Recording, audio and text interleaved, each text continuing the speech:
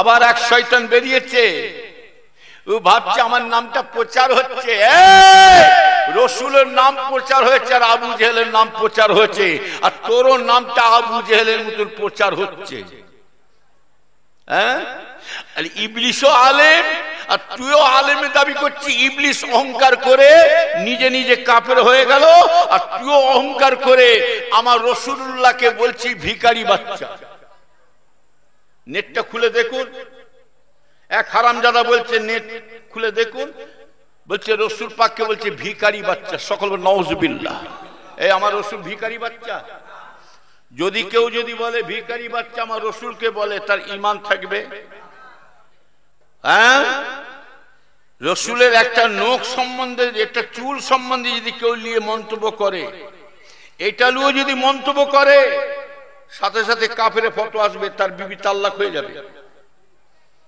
হারামজাদা বলে কি রাসূল পাককে ভিখারি বাচ্চা। এই ভিখারি বাচ্চা কাকে বলা হয় আর গরিব কাকে বলা হয়? বলো, গরিব কাকে বলে? জোরে বলে, আরে গরিব কাকে বলে আপনারা বলতে পারছেন না? দিন আনে দিন খায়, দিন আনে দিন খায়, তাকে বলা হয় গরিব। আর ভিখারি বলতে কাকে বলা হয়? ভিক মেগে মেগে খায়। এই হারামজাদা বলছে কি? হারামজাদা এলেমের গরম দেখাচ্ছ? মানুষকার বুকা পাওনি, সেরকম ভাঁজে পড়লে নাই, তোমার এক কোপে তোমার তলওয়ার দিয়ে তোমার শেষ করে দেবে। শয়তান তোকে মারা মানে একটা কাফের মারছি আমি। আমার রাসূল দিন এনে দিন খায়। আল্লাহ রাসূলকে আল্লাহ কি বলেছিলেন বলুন তো? আল্লাহ বলেছিলেন আমার হাবিব আপনি কি চান বলুন। আল্লাহ রাসূল বলেছিলেন আল্লাহ আমি আপনার কাছে কিছুই চাই না, আমি কেবলমাত্র আমি আপনাকে চাই, আমি কেবলমাত্র আমি আপনাকে চাই। আল্লাহ বলেছিলেন আমার হাবিব আপনার জন্য আমি আল্লাহ পাক সারা জাহান পয়দা করেছি, সারা পৃথিবীটা পয়দা করেছি, আপনি আমাকে হুকুম দেন আমি আল্লাহ পাক আপনার জন্য উহুদের পাহাড়টাকে আমি আল্লাহ আপনার জন্য সোনা করে দিতে রাজি আছি। আল্লাহ রাসূল হতে রাজি হয়েছে। আল্লাহ পাককে বলেছিলেন আল্লাহ রাসূল আমার বলেছেন আল্লাহ আপনি আমাকে ওই জিনিসটা দেবেন না। আল্লাহ পাক আমি আপনার কাছে এতটুকু জিনিস চাইছি আল্লাহ, যখনই খিদে লাগবে ভোগ লাগবে আমি আপনার কাছে মাংবো চাইবো, খেতে দেন ভোগ লেগেছে আল্লাহ আমার খিদে মিটে যাবে, ভোগ মিটে যাবে, আমি আর আপনার কাছে কিছুই চাইবো না। ও নবীর উম্মতেরা আল্লাহ রাসূল আল্লাহর কাছে কি জিনিসটা চেয়েছিল জানা আছে? আল্লাহ রাসূল আল্লাহর কাছে কোন জিনিসটা চাইছে? এই হারামজাদা মোল্লা মৌলভীগুলো কোন মুখ নিয়ে বলে রাসূলুল্লাহকে ভিখারি বাচ্চা? সে শয়তান বাচ্চা নিজে কাফের হয়েছে, তার বিবি তো তালাক হয়েছে, এবং তার সাথে যারা জয়েন দিচ্ছে তাদের বিবি তালাক, তারা কাফের ফতোয়া এসে যাবে। যেহেতু কেউ রাসূলের শানে যারা উল্টো পাল্টা মন্তব্য করে যাবে, তার ঈমান থাকবে কি? জোরে বলুন, ঈমান থাকবে না।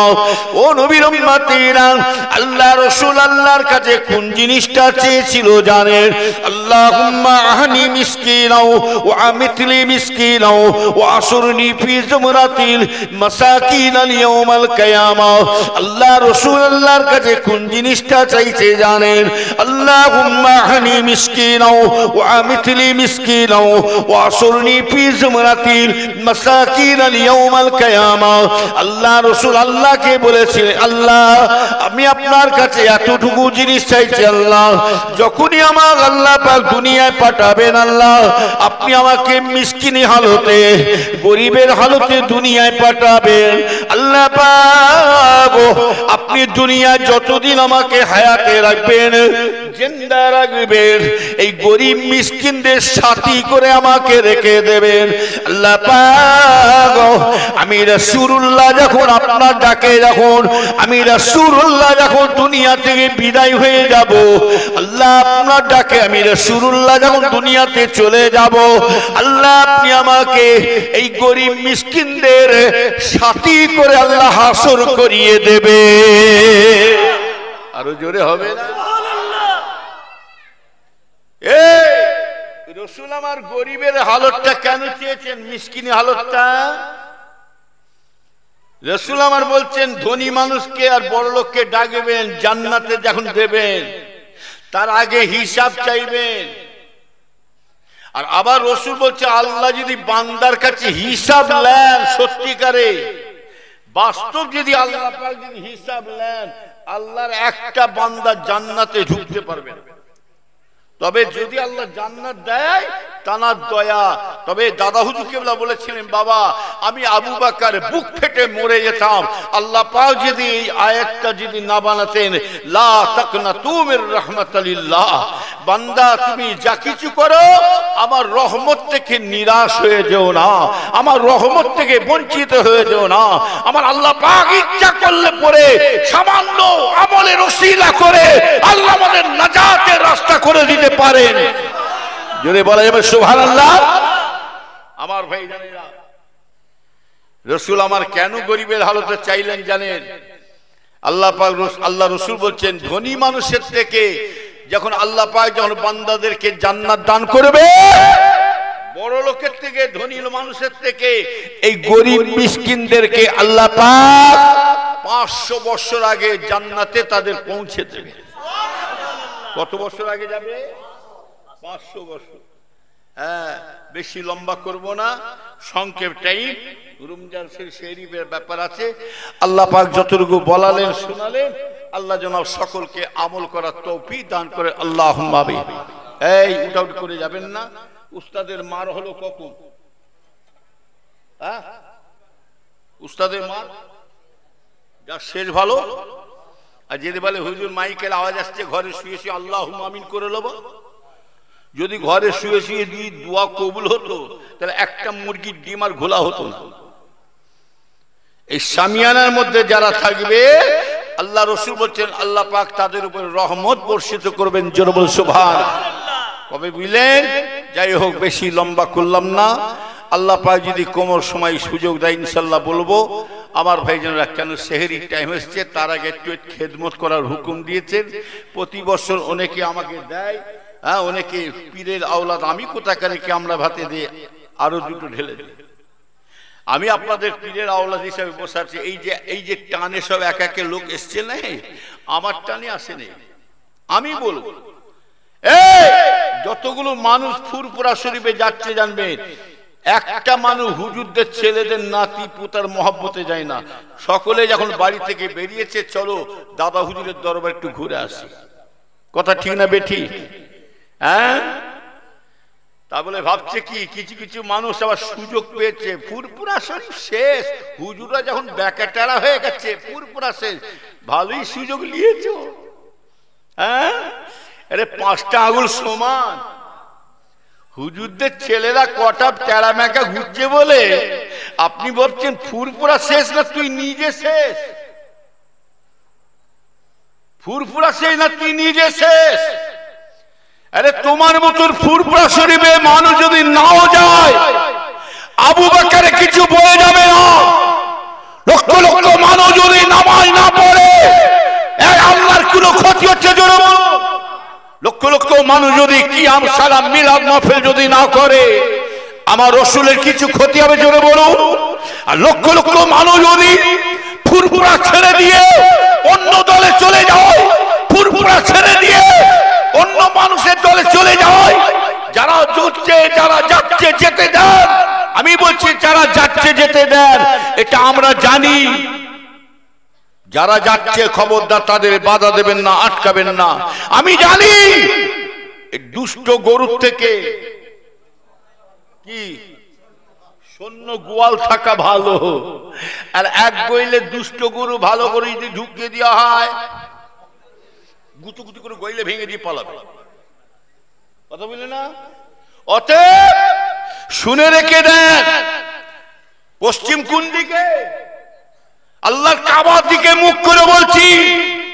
আমি নিজের কানে মসজিদে বসে বসে আব্বাজান ছোট হুজুর কেবলার মুখ থেকে নিজে শুনেছি, মেজলা হুজুর কেবলার জবান থেকে শোনা আছে, এবং হুজুর পীর কেবলা তারা লাশ পড়েছিল কিন্তু রু আসে না, লাশ পড়ে আছে দাদা হুজুর কিন্তু জানে, কিন্তু তবুও দাদা হুজুর কেবলা বললে বাবা মা এখন রেখে দাও, আসরের নামাজের পরে দাফন দেওয়া হবে।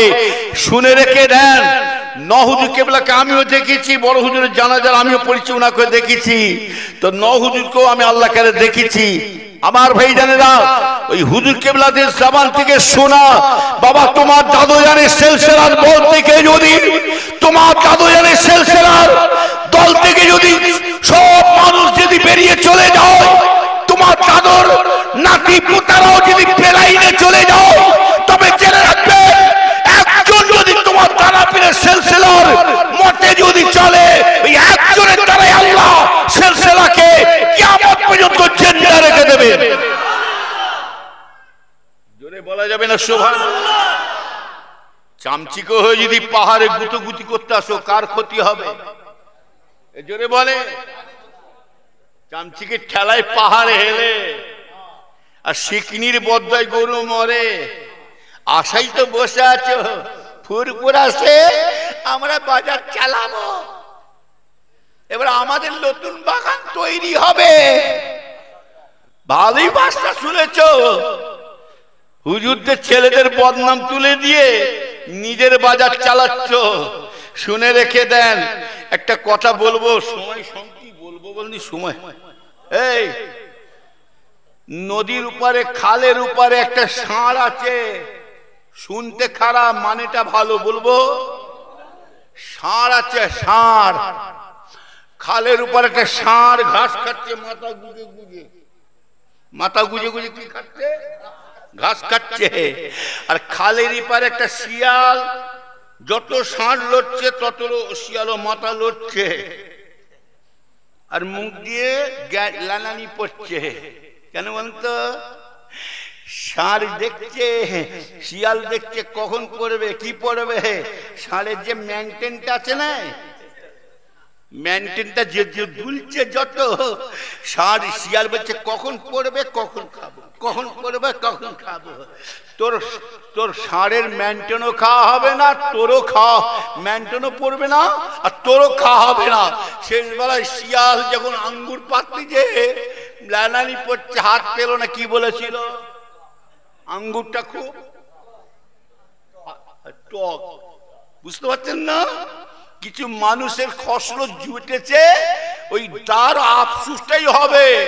শুনে রেখে দেন, আমরা এহিয়া হুজুরকে ভালোবাসি না, কালিমুল্লাহ ভাইকে ভালোবাসি না, ওমর হুজুরকে ভালোবাসি না, কালিমুল্লাহ হুজুর, মারুফ হুজুর, সাইফুদ্দি হুজুর, নুরউদ্দিন হুজুরকে ভালোবাসি না, আবুল ফারাহ হুজুরকে ভালোবাসি না। আমরা আজকে আমরা ইব্রাহিম ভাইকে ভালোবাসি না, হুজুরদের ছেলেদের নাতি পোতাদের ভালোবাসি না, আমরা ভালোবাসি মুজাদ্দিদুল জামান আবু বকরকে ভালোবাসি। এটাও জেনে রাখবেন, ফুরফুরা শরীফে সব পীরের আওলাদরা গুমরা হতে পারে, বেলাইন হতে পারে, কিন্তু আমার আবু বকর ফুরফুরা শরীফে জিন্দা ওলি শুয়ে আছেন। জোরে বলে সুবহানাল্লাহ।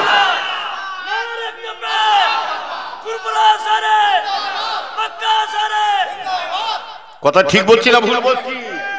নেতা পাল্টাতে পারে, কিন্তু নেতা নীতি পাল্টাতে পারে না। শুনে রাখবেন, আমরা কোনো কিছু দেখতে চাই না, আওলাদ নাতি পোতা দেখতে চাই না, আপনার পুরোপুরি মুরব্বি ফলো করুন। আর এই জওয়ান ছেলেদেরকে বলছি, ভালো করে খেয়াল করে শুনো, তুমি বাপ চাচার কথা চলবে, মুরব্বিদের কথা চলবে, তোমার সম্মান বাড়বে। আর তুমি বাপ চাচাদেরকে যদি এড়িয়ে চলো, বাপ চাচা যেভাবে বলবে সে যদি তুমি যদি না মেনে চলো, দেখতে পাচ্ছেন না যারা আমার পীর মোর্শেদের বেলাইনে চলছে, হুজুরও কেলানি খাচ্ছে, মুরিদানও কেলানি খাচ্ছে। কি কথা ঠিক বলছে? বললে মা মার খায়, না বললে বাপ খায়। বাচ্চাটার একটা সম্মান আছে না নাই জোরে বলো। এই ছেলেরা, জোয়ান ছেলেরা, তোমাদের ভালোর জন্য বলছি, একটা ধারে কাটে আর একটা ভরে কাটে। আমার ছেলেকে শিখিয়ে দিয়েছি, আবু জাসির দিকে নাম শুনেছেন,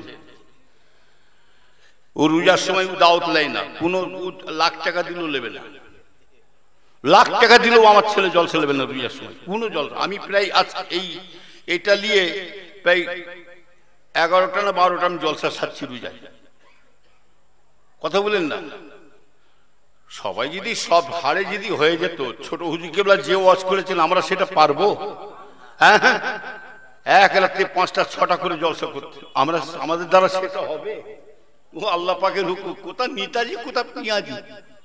এখনকার ছেলেরা তো চেয়ার ছাড়া ওয়াজ করতে পারে না। এখন থেকে কোমরের না যাইছে, এখনকার ছেলেদের পোল্ট্রি মুরগি। কি কথা ঠিক না বেঠি?